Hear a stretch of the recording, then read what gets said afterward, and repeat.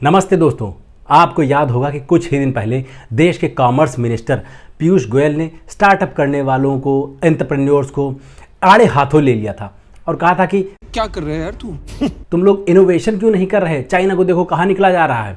तो इससे अपने यहाँ के स्टार्टअप करने वाले और बिजनेस घराने वाले लोग तो ऑफेंड हो गए और उनसे सवाल जवाब करने लगे। लेकिन कोई था जिसके अंदर इससे क्रांति की लौ जल उठी और उसने एक नया स्टार्टअप खोल डाला। वो थे अभिनव अरोड़ा, जो बच्चा बाबा हैं। उनके पेरेंट्स, उनके मम्मी पापा ने अपने बच्चे को ही रीलॉन्च कर दिया। बताइए, पूरा देश मीम बनाता रह गया और इस बच्चे का कमबैक हो भी गया। जैसे वेलकम फिल्म में विजय राज थे ना, सड़क से उठाकर स्टार बना दूंगा मैं सड़क। वैसे ही अभिनव अरोड़ा के मम्मी पापा हैं, स्कूल से निकाल कर बाबा बना दूंगा। तभी तो ए फॉर एप्पल सीखने वाली उम्र में ये बच्चा बी फॉर बाबा बन गया है। और इसने ये कुर्सी जिस पर ये आसीन है, ये इतनी आसानी से नहीं हासिल की है। इसके लिए बहुत पापड़ बेलने पड़े हैं उसको और उसके मम्मी पापा को। पहले उसकी भरपूर बेइज्जती हुई, उसको राह चलते बच्चे छेड़ देते थे, लोग छेड़ देते थे कि आज फिर तो स्कूल नहीं गया। रोड पे उसकी बेइज्जती की गई, राधे राधे राधे राधे। मंचों पर उसकी बेइज्जती की गई। किसी और बाबा के मंच पे चला गया था तो बाबा ने घुड़क दिया, अबे क्या कर रहा है तू यहाँ, क्योंकि वो वहाँ पर जाके रील वील बनाने लग गया था। तो करता था, हालांकि वो अपने पेरेंट्स की सलाह से ही, पेरेंट्स ही उसको आगे भेजते थे, लेकिन फालतू में डांट खानी पड़ती थी उस बेचारे बच्चे को। तो इन सब चीज़ों से बचने के लिए, इस बेइज्जती से बचने के लिए उसके पेरेंट्स ने एक अचूक रामबाण उपाय खोजा।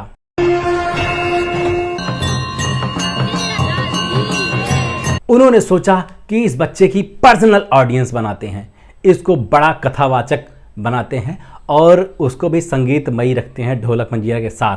क्योंकि भाई म्यूज़िक को तो देखिए एकदम ऊपर वाले का दर्जा प्राप्त है और वो जो है मुर्दे में भी जान डाल सकता है। तो अगर इसके प्रवचन में दम नहीं होगा तो लोग गाना ही सुनने आ जाएंगे इसको कॉन्सर्ट समझ के। इसलिए पूरा इसको बढ़िया से प्रोग्राम पैकेज किया जाए। और जब बच्चा बाबा की पर्सनल ऑडियंस होगी तो किसी और बाबा के, किसी और नेता के, मंत्री के कॉन्सर्ट में घुस के उसके प्रोग्राम में रील बनाने के लिए हाथ पैर नहीं जोड़ने पड़ेंगे, वो बेइज्जत नहीं होना पड़ेगा। और यहाँ पर जब अपनी ऑडियंस होगी तो ये तो खुद ही आगे बढ़ बढ़ के रील बनवाएगी। जो बाबा का रौला होगा वो तो देखते ही बनेगा। अभी तक इतना ही समझ में आया है और इसके बाद जो बाकी के बाबाओं का ब्लूप्रिंट होता है ना, उसी को हो सकता है कि ये फॉलो करे।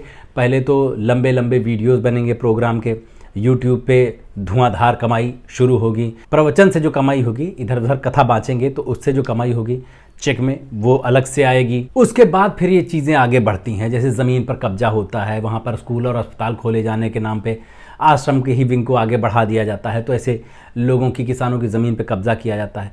उसके बाद हो सकता है और एक स्टेप आगे बढ़े तो कोई हिंदू मुस्लिम वाला हेटेड वाला बयान देकर एकदम से कुछ पार्टियों का दुलारा बन जाए, उनके नेता लोग आके चरणों में लौटने लगे, साथ में सेल्फी खिंचाने, वीडियो बनवाने लगे और उसके वोटर और इसकी ऑडियंस एकदम कॉमन हो जाएं। दोनों लोग मिलकर, दोनों क्रिएटर साथ में ग्रो करें, ऐसा भी हो सकता है। तो जब ये सारी चीज़ें हो जाएंगी, बाबा जब राजनीति में पहुंच जाएंगे, मैच्योर हो जाएंगे, सब कुछ हो जाएगा इनके पास, तब जाकर इसको एक सफल स्टार्टअप माना जाएगा।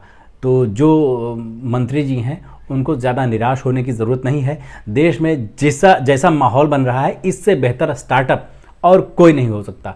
बस ये है कि बच्चा बाबा सही रास्ते पे रहेंगे और पब्लिक को थोड़ा सा इल्यूज़न में रखते हुए आगे बढ़ते रहेंगे तो सही रहेगा। बस वो निराला बाबा या आसाराम या राम रहीम की तरह कुछ ज़्यादा ही एक्स्ट्रा करिकुलर एक्टिविटीज़ में ना संलिप्त हो जाएं, नहीं तो फिर उनको जेल की हवा भी खानी पड़ सकती है। तो उम्मीद है कि वो बाकी लोगों से सीखेंगे और वैसे गंदे धंधे में नहीं जाएंगे। मतलब कि धर्म को तो धंधा बना लिया है, लेकिन उसमें भी और गंदगी नहीं शामिल करेंगे, जिससे कि वो थोड़ा सा कानून के पंजे से तो बचे ही रह सकेंगे। प्रवचन बेचो, आस्था बेचो, मर्चेंडाइज बेचो और शैम्पू तेल कंघी वगैरह भी बेचने लगो, वो सब कुछ तो चीज़ें चलेगी। लेकिन लोगों की आस्था जो एकदम वो वाली है ना कि बाबा जी हैं और ये इतना गलत काम, ये इतना घिनौना काम तो नहीं कर सकते हैं, तो वो जब तक बना रहने दोगे ना रेपो ऑडियंस के साथ, तब तक कोई प्रॉब्लम नहीं होगी। मेरी तरफ से एज ए बेरोज़गार उभरते हुए स्टार्टअप वाले बाबा को मेरी यही सलाह रहेगी। अब भी होता तो अभी बताता कि ऐसे कथावाचक को, ऐसे बाबा को और उसकी ऑडियंस के लिए गरुड़ पुराण में अलग से सजा है। लेकिन मेरी नज़र से तुम देखो तो मुझे तो ये बहुत बढ़िया लग रहा है भाई साहब। मतलब मैं इस बच्चे के लिए रियली खुश हूँ।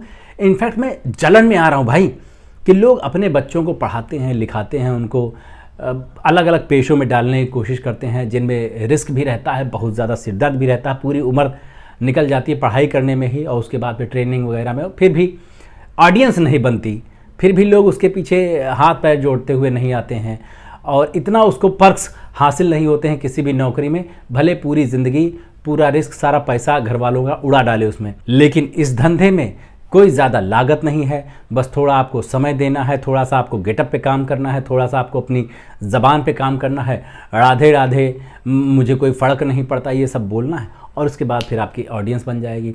भाई साहब, फ्रॉड्स से भरे इस देश में सबसे बड़ा फ्रॉड बन के दिखाया जाए, यही किसी भी इंसान की सबसे अच्छी उपलब्धि हो सकती है। लेकिन ऐसा नहीं है कि इस बाबा के मार्केट में आ जाने से सब कोई खुश ही होगा मेरी तरह। ऑब्वियसली बहुत सारे लोगों को प्रॉब्लम भी हुई होगी। कुमार विश्वास ने भी अभी अपना जाजिम बिछाया ही था, अभी रामकथा शुरू ही की थी और ऑडियंस उनकी बननी शुरू ही हुई थी। हालांकि उनकी अपनी एक ऑडियंस जो है कविताओं से बनी हुई है कि कोई दीवाना कहता है और कोई उनको पागल समझता है, लेकिन वो वाली ऑडियंस जो है ना कवि सम्मेलनों वाली, वो थोड़ी सी इंटेलेक्चुअल होती है, वो ऐसी कथाओं में कम आती है। कथाओं में आते हैं ऐसे लोग जिनको बिना कुछ खर्च किए, बिना कुछ दिमाग लगाए आराम से सीधे पुण्य मिल जाए।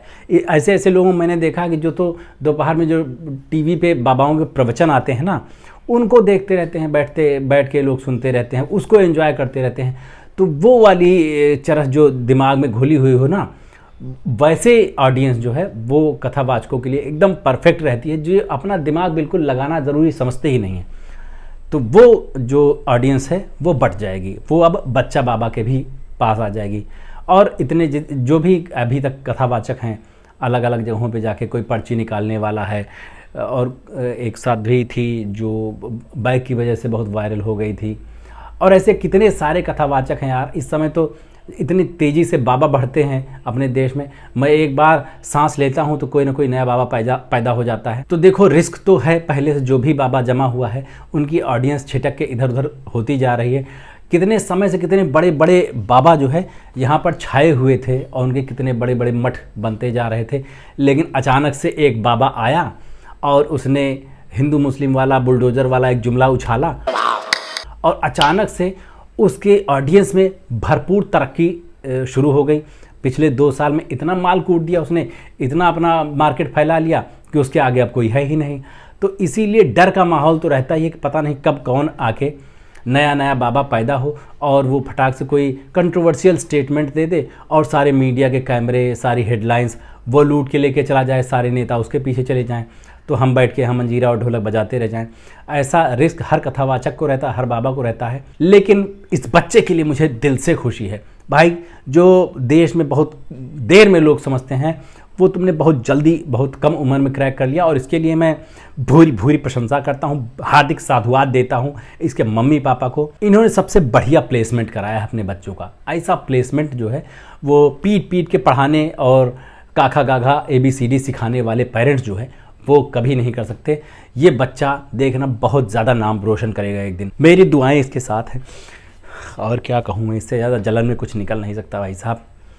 आप बताइए, आपको ये बाबा जी का जो स्टार्टअप है ये कैसा लग रहा है? मेरा वीडियो आपको कैसा लगा ये बताना है। इसमें बहुत ज़्यादा मेहनत है, उससे ज़्यादा मेहनत है ये सब वीडियो बनाने में। तो अगर आपको अच्छा लग रहा हो तो नीचे कमेंट वगैरह करके बता दिया करो भाई साहब, और मेरे इस चैनल को भी सब्सक्राइब कर लो अगर नहीं किया है तो। अभी चलते हैं, लौट के मिलते हैं, नमस्ते।